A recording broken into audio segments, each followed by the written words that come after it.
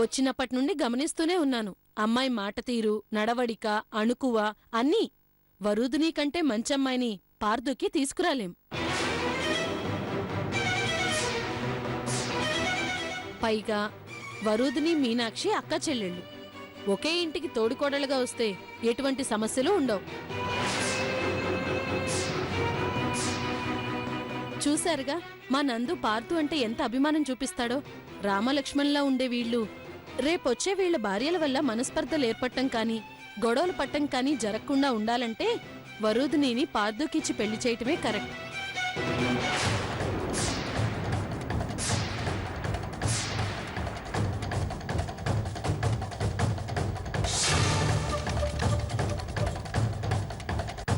అందరూ ఇలా మౌనంగా ఉంటే ఎలా?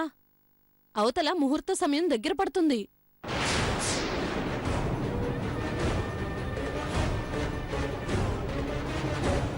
అమ్మా, మాకెలాంటి అభ్యంతరం లేదు.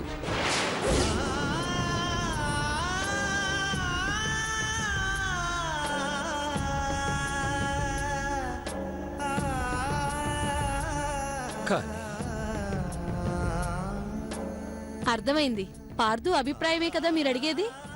ఏం పార్దు, ఈ పెళ్లి ఆగిపోవటం వల్ల మీ అమ్మా నాన్నలు తలదించుకోకుండా ఉండాలంటే నువ్వు ఈ పెళ్లికి ఒప్పుకోవాలని నా అభిప్రాయం. నువ్వేమంటావు?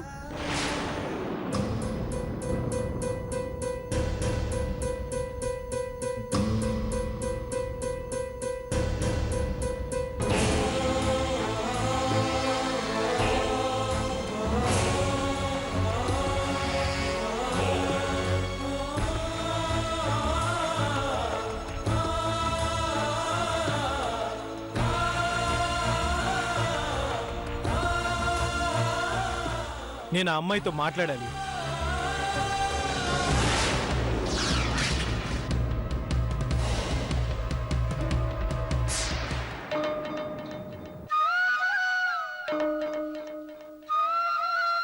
ఏనావదే తీరము ఏనేస్తమే జన్మవరము, ఏనావదే తీరము ఏనేస్తమే జన్మవరము. కలగానో కథగానో మిగిలేది నీవే ఈ జన్మలో. ఏనావదే తీరము ఏనేస్తమే జన్మవరము. వరూధిని, వెళ్ళి మాట్లాడమ్మా.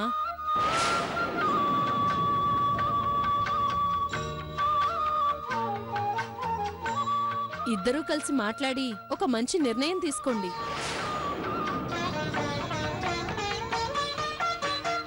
మీ అక్క పెళ్ళిప్పుడు నీ చేతుల్లో ఉంది.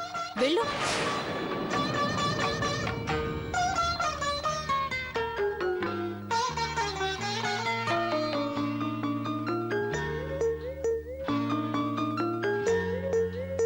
అన్నారా ఎవరైనను,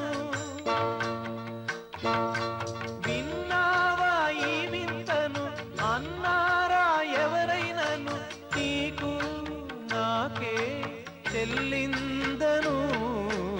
ఏనావదే తీరము ఏనేస్తమే జన్మవరము.